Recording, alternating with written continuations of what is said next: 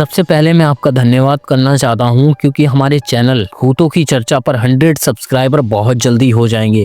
अगर आपने हमें अभी तक सब्सक्राइब नहीं किया है तो हमें सब्सक्राइब करके हमारे 100 सब्सक्राइबर जल्दी करा दीजिए। और आज की दिलचस्प स्टोरी सुनने के लिए आप दिल थाम कर बैठ जाइए और इस स्टोरी का आनंद लीजिए, क्योंकि हम कुछ टाइम के बाद आपके सामने प्रेजेंट करते हैं एक दिल दहला देने वाली रियल हॉरर स्टोरी। और आज की कहानी भी कुछ इसी तरीके की है। रात का समय हो रहा था, घना अंधेरा और कोहरा चारों ओर फैला हुआ था। राघव जो अपने दोस्त के गांव से वापस लौट रहा था, राघव को महसूस हुआ कि कोई उसकी गाड़ी के पीछे लगातार चल रहा था। राघव ने अपनी गाड़ी के शीशों में से झांक कर देखा तो उसे एक अजीब सा साया कोहरे में छुपा हुआ दिखाई दिया। वो जितनी तेजी से गाड़ी चलाता, साया उसकी ओर उतनी ही तेजी से बढ़ता रहता। अचानक गाड़ी बंद पड़ गई और राघव गाड़ी से बाहर निकल आया। उसने देखा कि एक औरत सफेद साड़ी में थोड़ी सी दूर पर खड़ी हुई थी। उसने पूछा कि तुम कौन हो,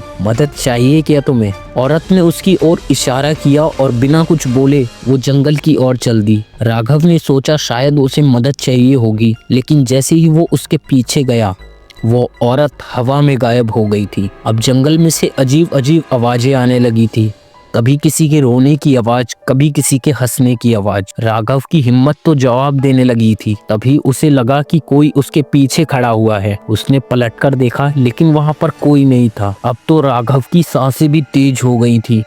राघव को सामने एक टूटा फूटा मंदिर दिखाई दिया। उसने देखा कि मंदिर के अंदर एक दीपक जल रहा था। उसे लगा शायद वहां कोई पुजारी होगा, लेकिन जैसे ही वो मंदिर के करीब पहुंचा, दिया अपने आप बुझ गया। वो मंदिर में जैसे ही पहुंचा, मंदिर के भीतर जाते ही उसे एक भारी दरवाजा खुलने की आवाज आई। मंदिर में एक दरवाजा था जिसे जंजीरों से बांधा गया था और दरवाजे पर खून से लिखा हुआ था कि इसे खोलना मत। अब तो राघव का डर उसकी जिज्ञासा में बदल चुका था। अब राघव ने जंजीरों को खींचकर खोलने की कोशिश करी। जैसे ही जंजीर टूटी, एक जोरदार चीख सुनाई दी और सारे मंदिर में मानो एक भूकंप सा आ गया हो। दरवाजा खुलते ही राघव को एक गहरी सुरंग दिखाई दी।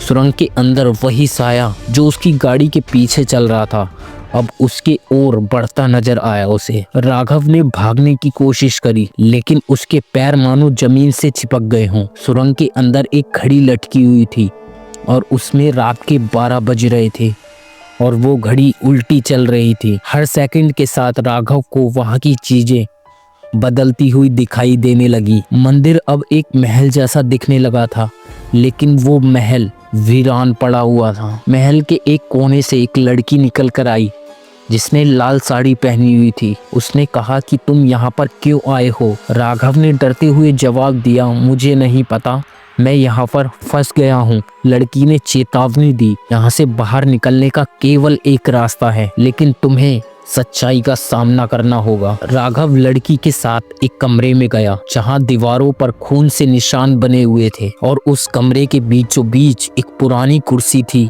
और उस पर कोई बैठा हुआ था।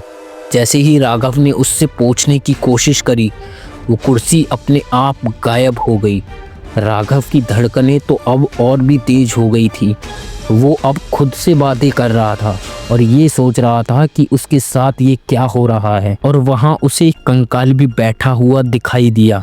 लड़की ने कहा कि तुम्हें अब मेरी मदद करनी होगी। मैं इस महल की एक आत्मा हूँ और इस दरवाजे को बंद करने के लिए तुम्हें अपना बलिदान देना होगा। राघव को मानो उसके पैरों के नीचे से जमीन निकल गई हो।